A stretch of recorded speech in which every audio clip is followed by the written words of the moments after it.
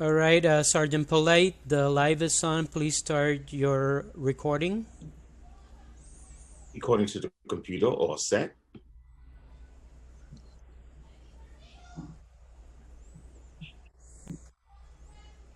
Great.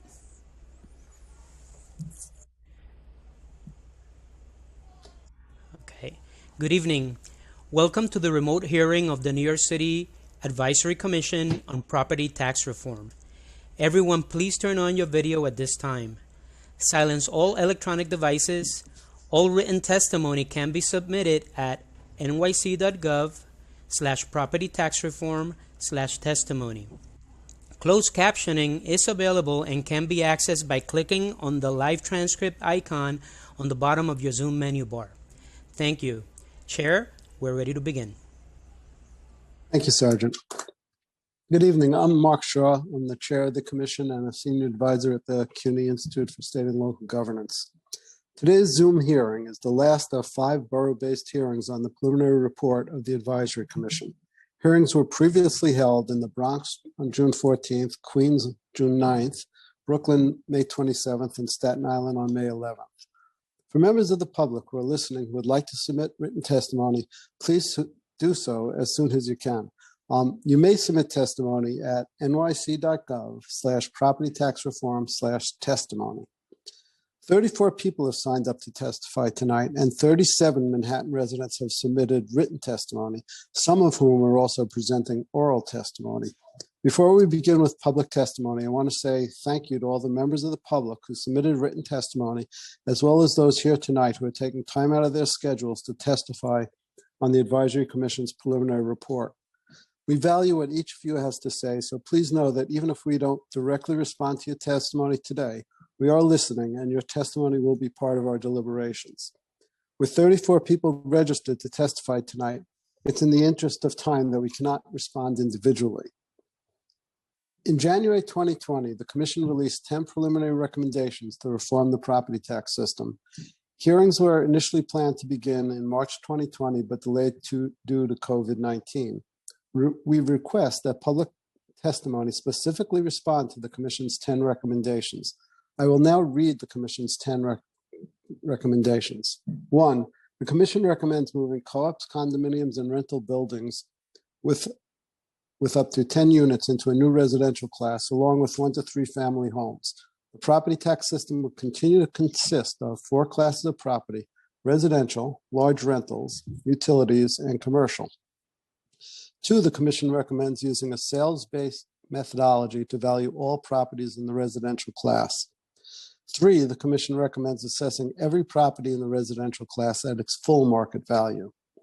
4, the Commission recommends that annual market value changes in the new residential class be phased in over 5 years at a rate of 20% per year, and that assessed value growth caps should be eliminated. 5, the Commission recommends creating a partial homestead exemption for primary resident owners with income below a certain threshold. The exemption would be available to all eligible property resident owners in the residential class and would replace the current co-op condo tax abatement. 6, the Commission recommends creating a circuit breaker within the property tax system to lower the property tax burden on low-income primary resident owners based on the ratio of property tax paid to income. 7, the Commission recommends replacing the current class share system with a system that prioritizes predictable and transparent tax rates for property owners. The new system would freeze the relationship of tax rates among the tax classes for 5-year periods, after which time the city would conduct a mandated study to analyze if adjustments need to be made to maintain consistency in the share of taxes relative to the fair market value borne by each tax class. 8, the Commission recommends that current valuation methods should be maintained for properties not in the new residential class, that is, rental buildings with more than 10 units, utilities, and commercial. 9, the Commission recommends a gradual transition to the new system for current owners, with an immediate transition into the new system whenever a property in the new residential class is sold. 10, the Commission recommends instituting comprehensive reviews of the property tax system every 10 years. I'd like to now introduce to the public the other members of the commission. We'll start, as we always do, in alphabetical order with Alan Capelli. Thank you. My name is Alan Capelli. I am a member of the City Planning Commission and this body. I've also been in government for 40 years in senior management positions. I'm a single family homeowner in the city, a co-op owner. I have lived in this city my entire life, and I, along with my exceptional colleagues here, are looking forward to your testimony as we're trying to make this a fairer system for everybody who lives in the city. So thank you. We appreciate your testimony, and let's get on with it. Thank you, Alan. Next up, we have Carol Clerican. Hi, good evening. I'm Carol O'Claricon. I'm a former New York City Finance Commissioner and Budget Director. I am currently an adjunct professor at Columbia University School of International and Public Affairs. I am a resident and co-op owner in Manhattan and have been since 1980.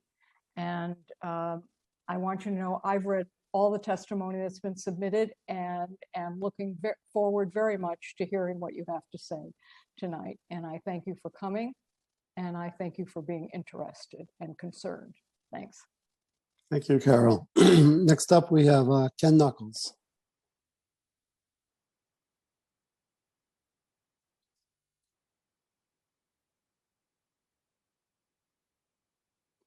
We had Ken Knuckles. Commissioner Knuckles, you're on mute. I'll start. My name is Ken Knuckles. I am Vice Chair of the New York City Planning Commission. I have served as a Commissioner of General Services in the City of New York, as well as a Deputy Borough President. I'm an attorney and I live in the borough of the Bronx in a two-family home that I have owned since 1984. And I look forward to your testimony this evening. Thank you. Thank you, Ken. Next up, we have James Parrott. Good evening.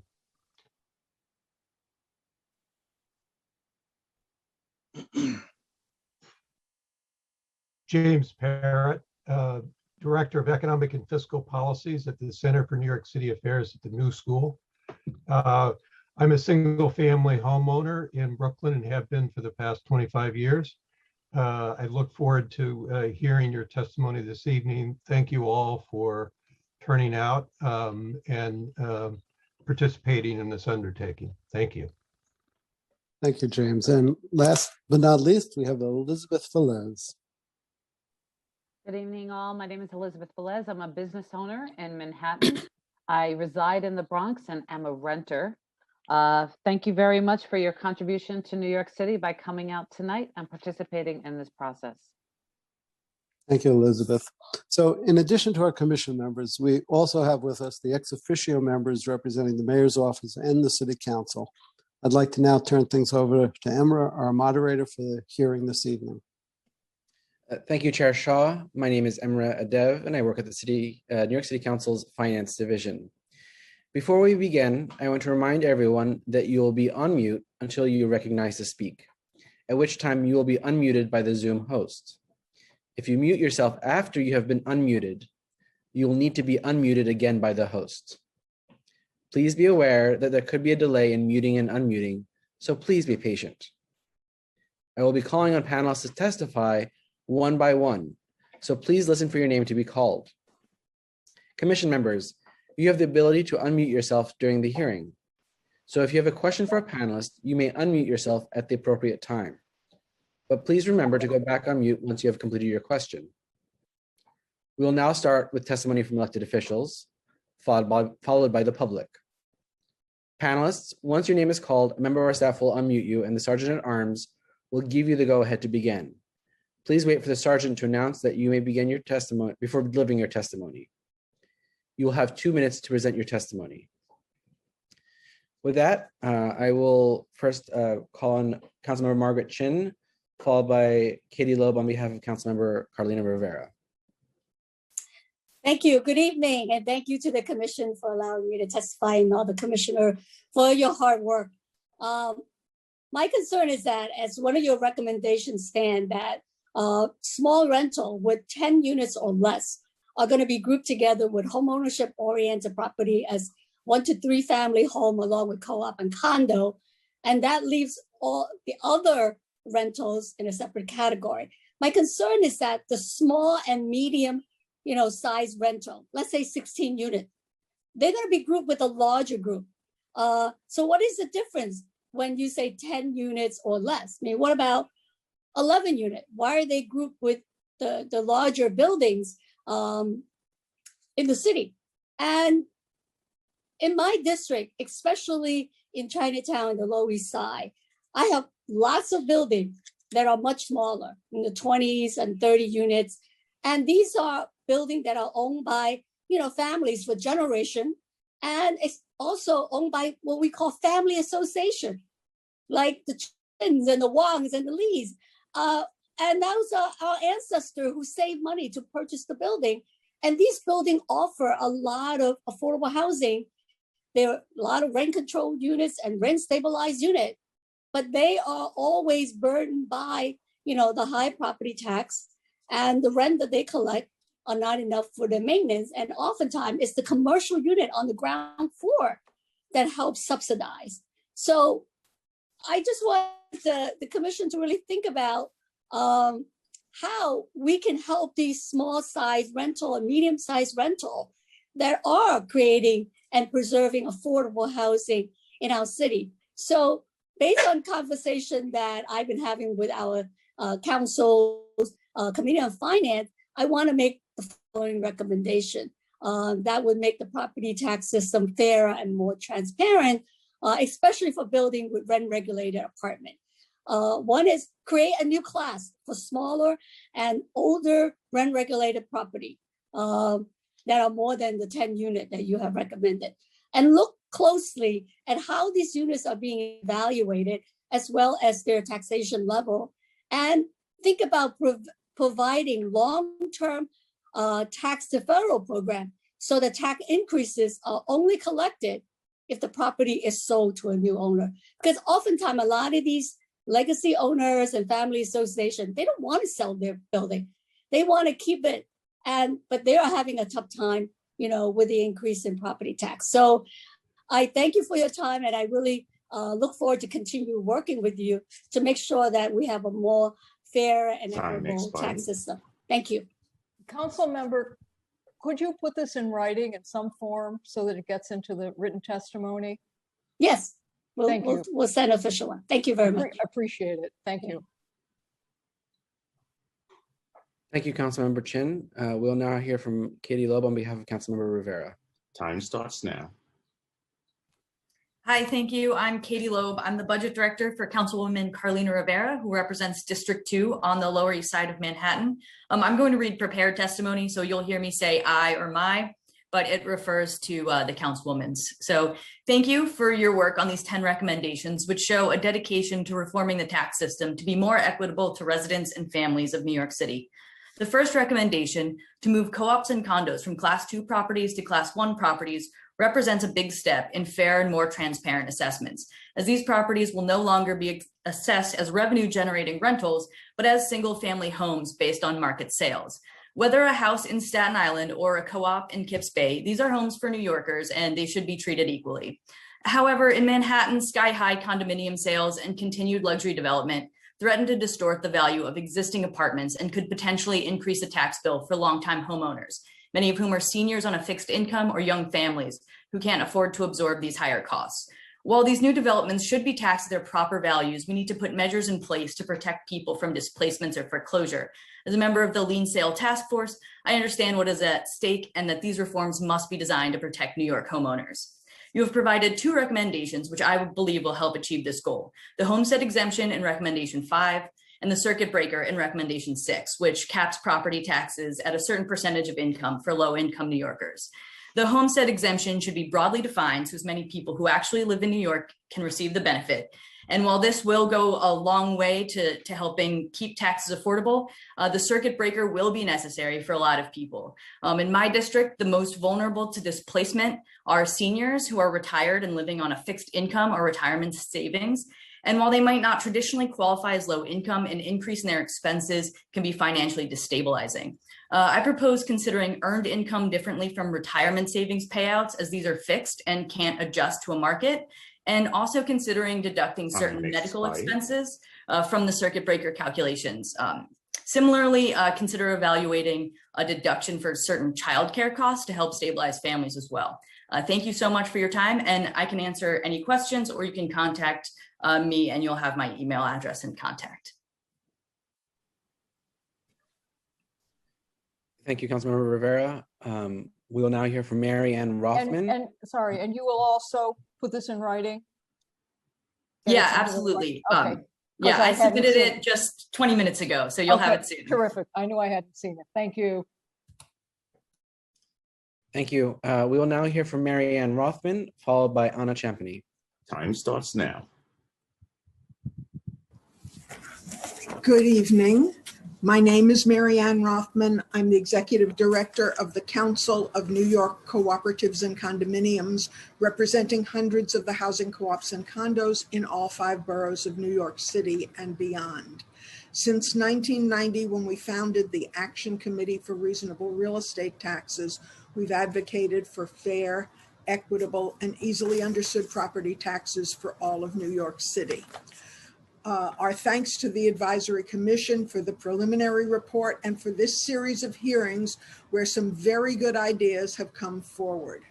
Their hearings have also made it clear, however, that there's great misunderstanding of how property taxes work, that when assessments are higher, then lower rates will still adequately fill the city coffers, and that market value assessments are not the death knell for affordable home ownership.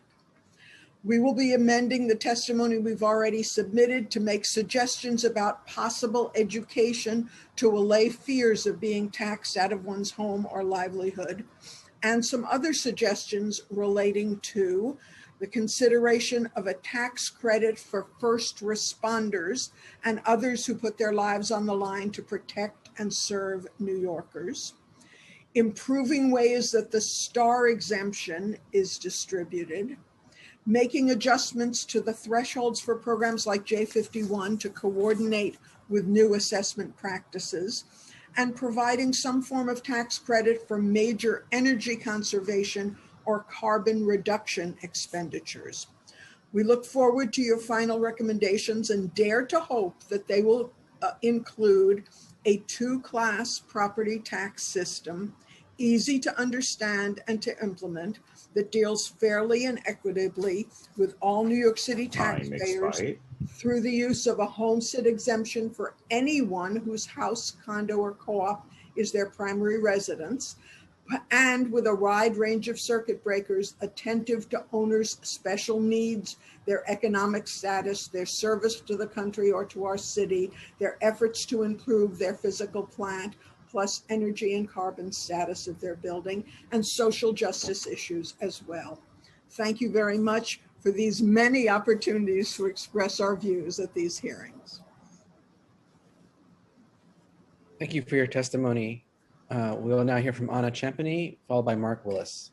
Time starts now.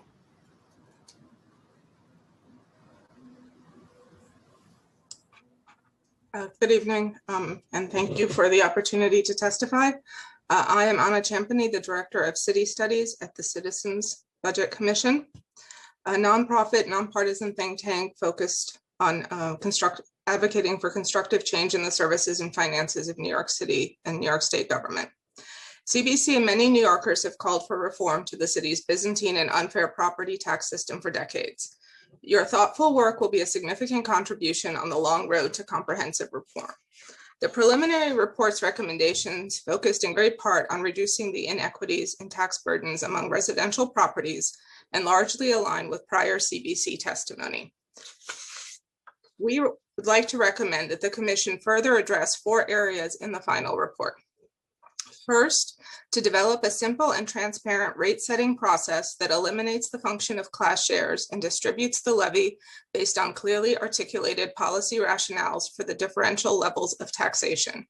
The preliminary report's recommendations do not alter the relative burdens between the classes and in fact envision maintaining the effective tax rates over time, which misses the opportunity to address the high tax burdens for rental and commercial property in New York City and perpetuate current disparities.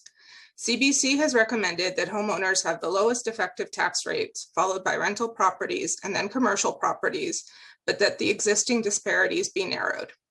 Second, expand the scope to address disparities within the rental and commercial classes.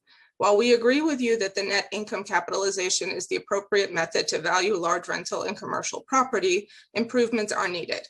DOF should be conducting sales ratio studies, modifying their models to ensure consistency within the classes, and providing greater transparency on how assessment guidelines and capitalization rates are set. Third, provide details on how the homestead exemption and circuit breaker should be structured. While CBC endorses these approaches, we cannot support them without greater details regarding eligibility structure and benefit levels. And fourth, clarify how the assessed values for the new residential class will be set. We support your work and look forward to continuing to participate in this important policy dialogue and are here if you have any additional questions. Thank you for your testimony. We will now hear from Mark Willis, followed by Robert Feiner. Time starts now. Thank you for the opportunity to testify. My name is Mark Willis, Senior Policy Fellow at NYU Furman Center, and I'm speaking on my own behalf. I appreciate the opportunity to testify again. This time I'd like to highlight one particular point, what has been a key impediment in the past to the reform. We can talk as much as we want to about the great ideas, and I think a lot of those have already been incorporated in the Commission's suggestion, but in the end, if we can pass reform in some form, all of those good ideas are not of value. What I want to focus on is the AV caps, the assessment value caps, because they have contributed to growing inequities for 1 to 3 unit residential buildings, class 1, and for small multifamily buildings, part of class 2. Unwinding these inequities will cause assessed values of properties which have been benefiting from the caps to increase relative to those of properties which have not been benefiting from the caps. These higher relative assessed values can mean in turn higher tax bills and a lowering of property values, an outcome that has traditionally built a lot of opposition. So failing to unwind these AV caps cannot be an option if the goal of reform is a fairer property tax system. The remainder of my testimony, I want to lay out a couple options, one of which was not offered available to the Commission, but it is to lower tax rates on the effective property types, thereby mitigating the effects of increases in assessed values. All properties within each of the affected property types would benefit. And all of these property types have now conveniently been suggested by the Commission to be put into the residential, what's called the residential class. Obviously, the downside is require a reduction in revenue. This is a problem that needs to be obviously considered. You can do a narrower reduction, a more focused reduction, such as would be possible with the partial homestead exemption, where at least lower income homeowners can benefit from a reduction in lower effective tax rate. A completely different approach, which is not incompatible. I stress here, you talk about a 5-year phase-in. I think you should consider a much longer phase-in. There is no rush to do this. Many of what your proposals were there in 1980. We're now many years later and still have made no progress. In fact, things have gotten much worse in terms of inequity. So I suggest that you give serious consideration to a much longer phase-in than the 5 years. And also, it's very important to have the circuit breaker that you have proposed. So I think the Commission has the right goals: simpler, clearer, fairer. The challenge is to get there. Thank you. Mark, we have your written testimony, and thank you. Yes, thank you. Thank you for your testimony. We will now hear from Robert Feiner, followed by Michaela Grimm. Time starts now. Good morning, and thank you for the opportunity to speak. My name is Robert Feiner. I live on the Upper East Side in a co-op. I'm also on the board of directors. My building is a mid-sized co-op with 110 units. And if this recommendation is enacted, what you will find is that most of my residents, including myself, will not be able to afford to live in the city anymore. Our co-op is basically a middle-class co-op. We have people that have comprised of small families. We have retirees, and we have people soon to be retirees. And if this is enacted, I know myself, I couldn't afford to live in the city. I would have to sell my co-op, and I don't want to do that. I've lived here for 30 years. What I see is so many giveaways to billionaire developers. For example, Yankee Stadium cost $2.3 billion to build, and the city funded $1.2 billion of that in taxpayer money in 2009. And the same year, Citi Field costs $830 million to build and $614 million in taxpayer money. Now let's take a look at our most recent development, which is a boondoggle, Hudson Yards, which taxpayers are on the hook for $5.6 billion with a B dollars, including $1 billion for special tax breaks for commercial developers. $500 million for pocket parks, the most expensive expenditure per acre in the city ever. You want to get money for tax revenue? Don't give these billionaires this kind of break. They are going to build here anyway. Do you think George Steinbrenner was really going to take the Yankees to New Jersey or elsewhere? Come on. Okay, you're balancing this on the backs of the middle class. Okay, I think you need to go back to the drawing board about how to really get money to fund the city. Thank you. Thank you for your testimony. We will now hear from Michaela Grimm, followed by Eric Obenzinger. Time starts now. Thank you very much. I have lived in the city since 1994, and I have been a condo owner since 1997. I've also submitted written testimony to you all. I have been trying to correct a situation that's been occurring in our specific condo, but I know that's happened to others, and this seemed like the best time to do that. I've been actually trying to work on this situation for over 10 years, and hopefully in the new policy that this is something that can be kind of corrected, that you can basically work on. Basically, since 2004, I've lived and owned our apartment at 3-7 Wooster Street. Our building has 11 units. We were the first unit to be purchased from the sponsor, and we were given an estimated tax bill from the sponsor as part of our condo package, as they had not yet been decided from the Department of Finance because the certificate occupancy hadn't come till a year later. What had happened is that the market value of the sponsor units that are exactly like my unit, in fact, they're actually higher floors, 3 of them specifically, were given very significantly lower market values basically than all of the other units, so that the actually property tax burden for our building has laid on everybody but the sponsors. I pay 4 times as much property tax as does the sponsor.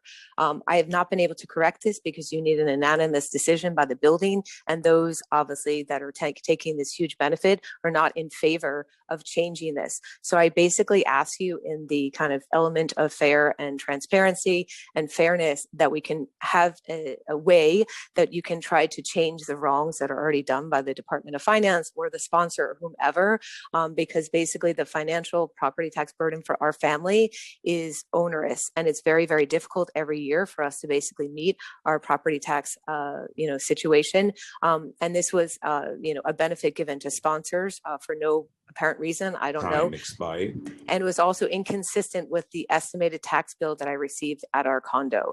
So it came out of the blue, if you want to say. It was not what was part of my Schedule A, and I have documentation to that point. So thank you so very much. Thank you for your testimony. We will now hear from Eric Obenzinger, followed by Lauren Reynolds. Time starts now. Thank you all for your time for this important policy dialogue. My name is Eric Obenzinger. I have spent most of my life in co-ops on the Upper West Side, where my family has lived, worked, and voted continuously for over a century. I encourage you to see the assessed value growth cap as a blunt but important driver of fairness in line with the Commission's goals to not induce displacement among long-term homeowners. Excuse me. After an adjustment period for new values, I suggest a blanket cap on tax appreciation for all co-ops, frankly, all housing, tied to inflation plus 2%. This cap is necessary for co-op stability and affordability. 2 points to consider. One, as I'm sure you've heard many times before, co-ops provide wholesale housing. They don't make profits. Tax increases are passed along to shareholders and reduce co-ops' capacity to spend on repairs and capital projects, which is increasingly critical as our housing stock ages and we have needs to comply with important green mandates. Two, above inflation tax increases are a silent killer for all housing. When my current building went co-op in 1980, my father joined the board. Real estate taxes were 12% of the building's operating costs. In 2019, I joined the same board where real estate taxes are 40% of its operating budget.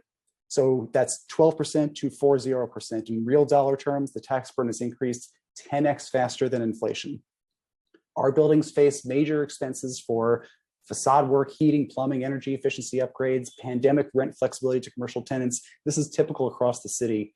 Without inflation limited cap, higher costs will be passed along to co-op owners simply because their neighbors choose to sell. And effectively, this forces a tax burden, a tax penalty on long-term co-op owners who see no cash benefit when their neighbors sell. Co-ops must legally apportion all taxes by share count, so I don't really see how a homestead exemption will help. Keep it simple, limit to inflation plus 2%. Just to wrap it up, co-ops provide wholesale housing to New Yorkers. The ultimate unfairness for anyone is above inflation tax burdens that push less Time affluent New expired. Yorkers to jurisdictions with more stable taxes. Thank you so much. Thank you for your testimony. We'll now hear from Lauren Runnels, followed by Gregory Carlson. Time starts now. So I just want to express my gratitude to the commission and for their efforts in trying to create a more equitable system. And I'm also grateful to have this opportunity to speak to you. I'm representing a 20-unit co-op in the East Village. We live on 13th Street. And so I wanted to offer our co-op's perspective. Since 2016, we've seen our property tax rise by 20%, roughly $25,000. And like Eric, who spoke previously, a driver of our maintenance is property tax. And so I don't quite understand all the commissioners' proposal and how it affects co-ops. So one recommendation would be to try to make your proposal a little bit more accessible so that people who are not experts in finance can sort of apply it to our situation and understand how it works. In addition to that, in our co-op, we have a number of low income people and also people who are retiring soon. And sort of the increase in maintenance is making it quite a burden on them to live. So anything you can do to prevent property tax going up from year to year, for us, it's been like 5 to 10% each year. That would be very helpful and appreciated. That's all I have to say. So I just want to again thank you for your for having this hearing, and I appreciate your efforts. Thank you for your testimony. We'll now hear from Gregory Carlson, followed by Gregory Uden. Time starts now. Yes, I want to thank the commission for doing its preliminary work and for holding hearings in each borough, even though we are all tuning in Zoom. My name is Greg Carlson. I'm the Executive Director of the Federation of New York Housing Cooperatives and Condominiums. And I'm here in support of my sister organization, the Council of New York Co-ops, and my dear friend and colleague, Mary Ann Rothman. So I'm here to support her testimony, and we're on the both organizations are on the same page. So I yield back the rest of my time. Thank you. Thank you for your testimony. We'll now hear from Gregor Udan, followed by Ajit Thomas. Time starts now. Thank you. I am the Research and Advocacy Coordinator at Dance NYC, a service organization serving the dance sector in the Metro New York City area. The enduring cost of the pandemic is significant for both independent arts workers and organizations and is disproportionately impacting BIPOC, immigrant, and disabled arts communities. Dance NYC has been conducting comprehensive research on the impact of COVID-19 on the dance sector. 18% of dance organizations believe that permanent closure is extremely likely, and 84% of those facing permanent closure have budgets under $100,000. We have tracked at least 24 different organizations that have closed due to the pandemic. Most of these were primarily small businesses and beacons in their community. 83% of these have existed in New York City for over a decade, and 43% have existed for more than 20 years.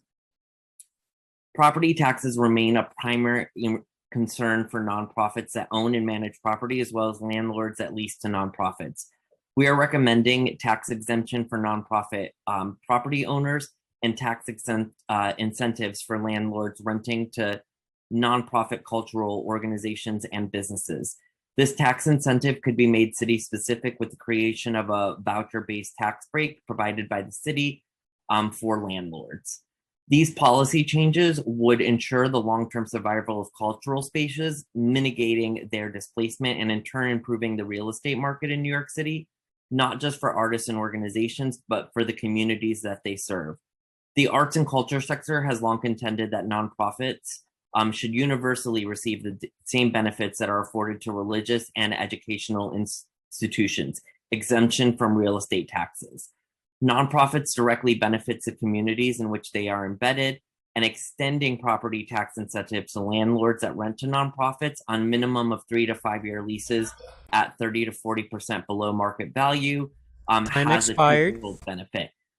Supporting the financial viability and sustainable longevity of tenant organizations that would otherwise risk losing their space, and reducing the administrative and economic burden on for-profit institutions that lease to nonprofits. Thank you for your consideration and your time. Thank you for your testimony.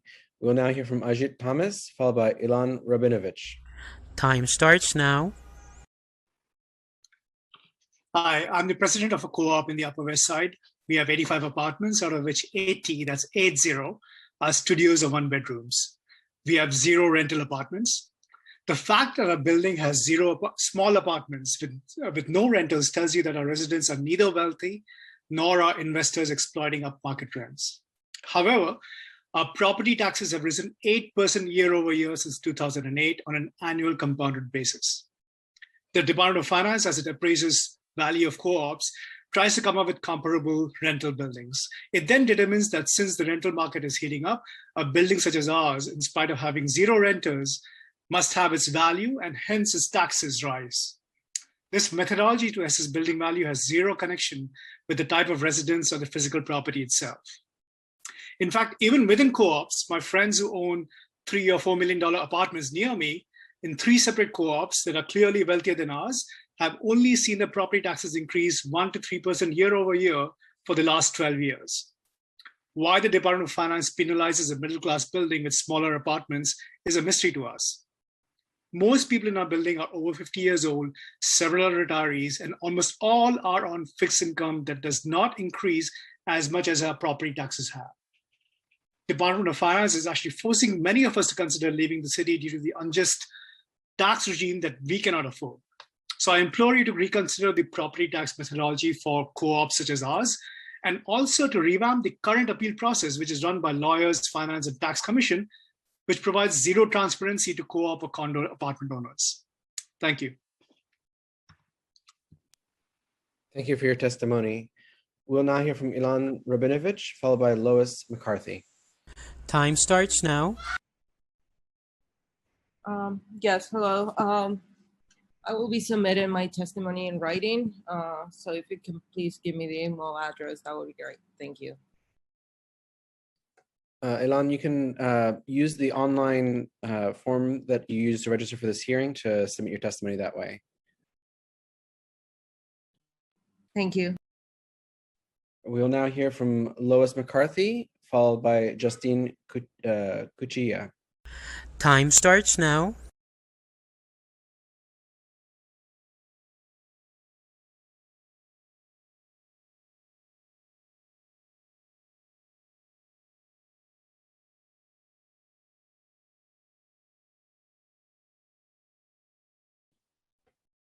Lois, if you need to unmute.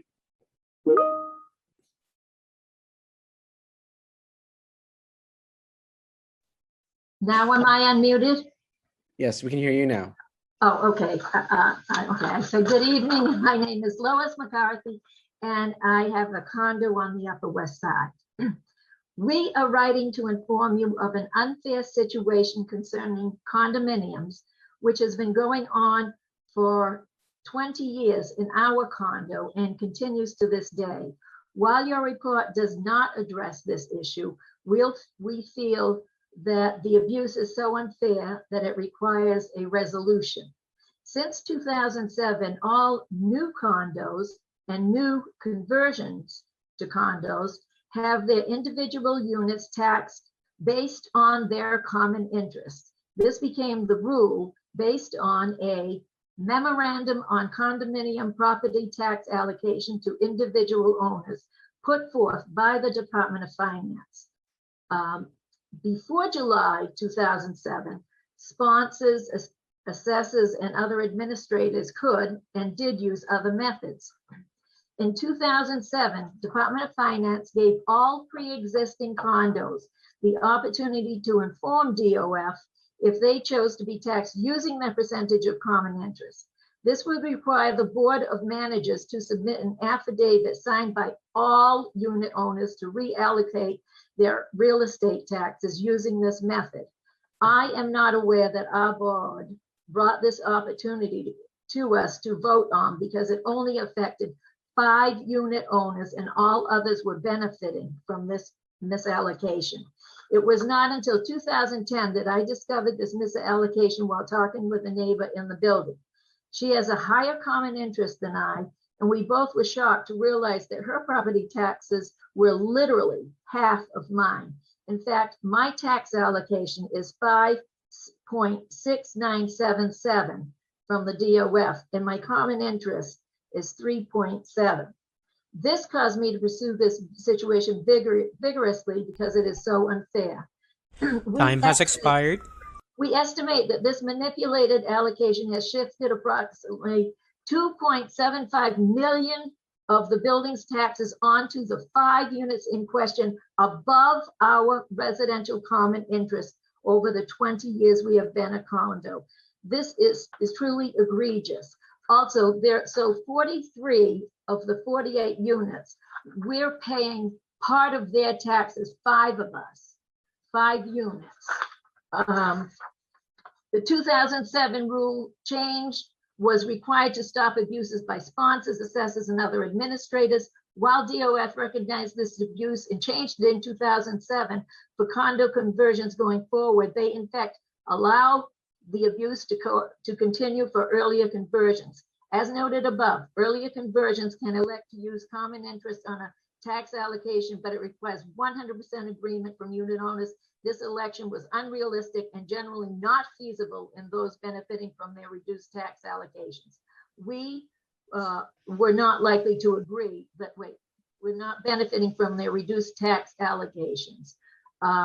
It is our position that the rule provided pre-2007 conversions was ineffective and extremely unfair. It effectively allows a recognized abuse to continue indefinitely. We ask that you provide a way to prevent this abuse from continuing. Thank you. Ms. McCarthy, may I ask a question? Yes. When you say common interest, do you mean your percentage of the cooperative ownership? It is a condo. It is my percentage of the condo. And when we purchased our apartment, we were told that everything goes by common interest. and taxes, my monthly, maintenance fee, my comment, everything goes by that when the assessments, everything. However, we were a new condo in 20,000. And when we became a condo, the sponsor, somebody shifted literally 10% of the building's taxes onto the first 5 people who bought. And then the others have skated, all these other apartments, because they got their percentage of common interest for taxable taxes, residential taxes, lowered, and they shifted that onto us, onto 5 of us in the building. It's insane. And okay, thank you. You've answered my question. Thank you very much. Okay. Thank you. I have submitted this in written testimony. Thank you as well. Thank you for your testimony. We'll now hear from Justine Cuchilla, followed by State Senator Robert Jackson. Time starts now. Thank you so much. My name is Justine Cuchilla, she, her pronouns, and I am a Class 2 homeowner on unceded Lenape lands who is being forced out of my home and out of New York City by the unfairness built into the property tax system that this commission aims to reform. This is a complicated issue, and 2 minutes is not nearly enough time to offer a cogent response to your work. So please refer to my written testimony for more depth. However, 2 minutes is all I got. So the first thing I'm asking you to do is to go back to the drawing board. Your proposals as set forth will do nothing to fix the inequities in the current system or create a simpler, cleaner, fairer property tax system. In your plan, middle and fixed income home owners and seniors will continue to be forced from their homes, not by rent, but by taxes. And you've heard from other people tonight who've said the same thing. Second, don't touch or diminish in any way the protections currently enjoyed by Class 1 homeowners. You do not cure unfairness by spreading it around more widely. You cure unfairness by stopping it. And reforming New York's property tax system will not work if your goal is to make more people suffer more equally. The goal must be to reduce the suffering for everybody. Third, extend all Class 2 homeowners and homeowner-occupied dwellings the same protections that Class 1 homeowners now receive. To achieve these goals, this commission must reject the scam that is revenue-neutral tax reform. Yes, this is going to take political courage on your parts. Yes, this will cost the city a lot of money, which will have to be found elsewhere. And this is because it should. The city has no business punishing or penalizing anybody for working hard and saving money to buy a home, regardless of what class that home falls into. Owner-occupied Class 2 homeowners home ownership has gone from being a local version of the American dream to a dysfunctional New York City nightmare. And in order for our nightmare to stop, decision makers like you will have to wake up. And if you don't, if you continue to force middle-class homeowners to abandon New York, you're going to destroy communities and neighborhoods while returning our city to municipal meltdown and the civic apocalypse of the mid-1970s. Time has expired. You've been given the opportunity to prevent this. I really ask you all to use it. Thank you. Thank you for your testimony. We'll now hear from State Senator Robert Jackson, followed by Joseph Padilla. Time starts now. I yield my time. I want to listen more so than talk. Okay, thank you, State Senator. We'll then hear from Joseph Medea, followed by Suzanne Sobel. Time starts now. Good evening, Commissioners. Thank you for allowing me to testify. I submitted this. The importance of the property tax system is obvious. However, any changes pondered to the system of taxation must carefully and thoroughly consider the impact on all those who bear the responsibility of paying for it. My review of the Commissioner's preliminary report indicates that they have not considered the pain and burden their recommendations will cause on those who pay property taxes. For example, recommendation 3, assessing every property in the residential class at full market value. This is a non-starter because it will cause a very large step change in property taxes and will overwhelm the tax-paying middle class. Such residents will flee our cities for the nearby suburbs, as it will be no longer financially conducive to live in the city. Recommendation number 4, also a non-starter because it seeks to eliminate assessment value growth caps, such growth caps which have been an advantage for tax-paying homeowners and protected them from step changes in the tax. Recommendation number 5 is faulty because the partial homestead exemption for primary residence is for those with income below a certain threshold. This recommendation does not define what the threshold is, thus subjecting it to favoritism and inequity. The recommendation must be open to all homeowners regardless of any income threshold. Commissioner's recommendation number 6 to create a circuit breaker to lower the tax burden on low-income property residents should be extended to all primary residents to protect all tax-paying property owners. Recommendation number 9 indicates a gradual transition to a new system for current owners. How long does this gradual system is ill-defined. Some owners may need more time than others due to the gap between their market value and effective market value. Your report offers no real improvement for what was described in the 1970s tax reform and its aftermath. It adopts a path that will result in an immediate upending of our current assessment practice and reassessment of all properties at full market value, causing fiscal havoc to our residential homeowners. Above and beyond the recommendations, the commissioners, you must go after extremely large property owners such as Columbia University and NYU and Madison Square Garden and many others like them will pay no property taxes. Time expired. Millions. In sum, whatever methodology is contemplated, it must be tax neutral. We cannot tolerate step changes in taxation, which are unfair, inequitable, chaotic, haphazard, and capricious. The capping of growth of assessed values with market conditions, the equalization changes of no more than 6% and 20% cumulative must remain in place. This is the circuit breaker that protects us. Thank you for listening. Thank you for your testimony. We will now hear from Suzanne Sobel, followed by Louis Rogers Roman. Time starts now. My name is Suzanne Sobel. I reside in Manhattan and own an apartment in a co-op building, and I object to this proposed change in the tax assessment calculations using current market value of co-op condo buildings. The proposed change affects senior citizens and retirees in a negative and harmful way. Senior citizens and retirees are often on fixed incomes.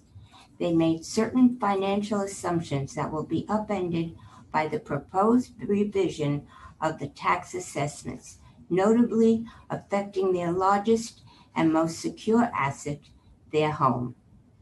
Simplicity and consistency are not appropriate goals they will result in harm to senior citizens and retirees.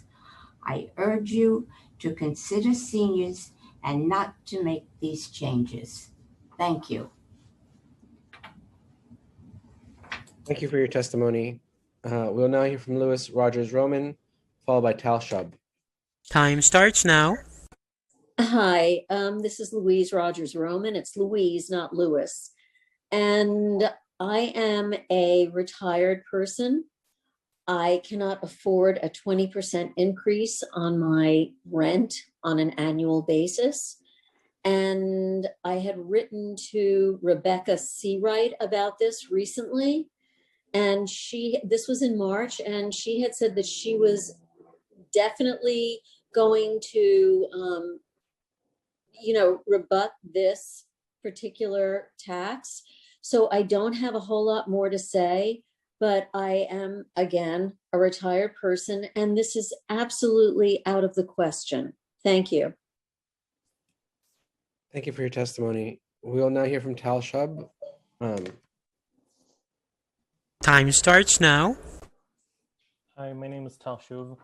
I'm here to represent 65 Nassau Street in Manhattan. We're a co-op and financial district consisting of just under 30 units.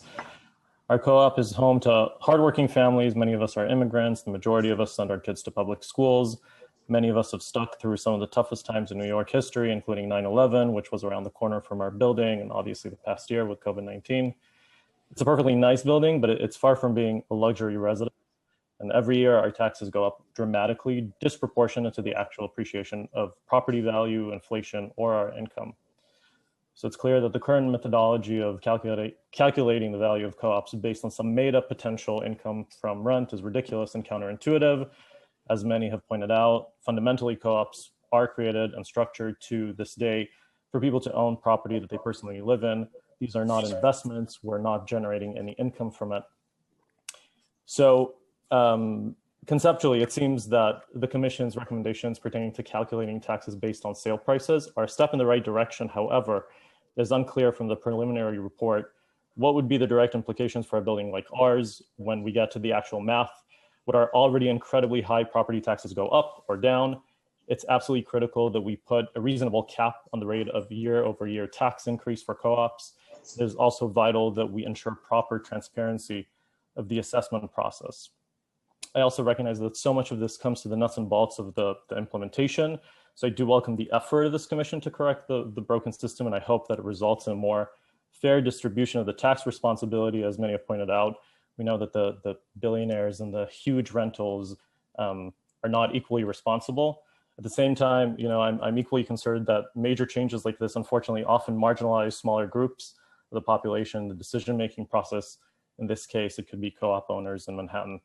So I hope that your finding and decisions will translate to a reform that will benefit more New Yorkers and our city in the long run. Thank you. Thank you for your testimony.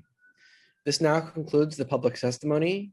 If we have inadvertently forgotten to call on someone to testify, if that person could raise their hand using the resume raise hand function, we'll try to hear from you now. Chair Shaw, it appears that no other members of the public would like to testify. I guess everybody wants to watch the debate that starts in a couple of minutes. So thank you, Amra. This concludes the last of the 5 borough-based public hearings to solicit feedback on the Commission's 10 recommendations to reform New York City's property tax system. I'd like to thank all the members of the public and elected officials who joined us tonight and over the past several weeks to give feedback on the Commission's preliminary report. Your comments are important as the Commission develops its final recommendations. For members of the public who are listening and would like to submit written testimony, please do so as soon as you can. To submit written testimony, please visit the Commission's website at nyc.gov/property tax reform. Finally, I'd like to thank the members of the Commission for their time tonight, and especially the staffs of the City Council and the Mayor's Office for making this hearing possible. Thank you and good evening, everybody. Thank you. Bye-bye, all. Thank you. Thank you. Good night, everybody. Thank you so much. Good night, everybody. Thank you.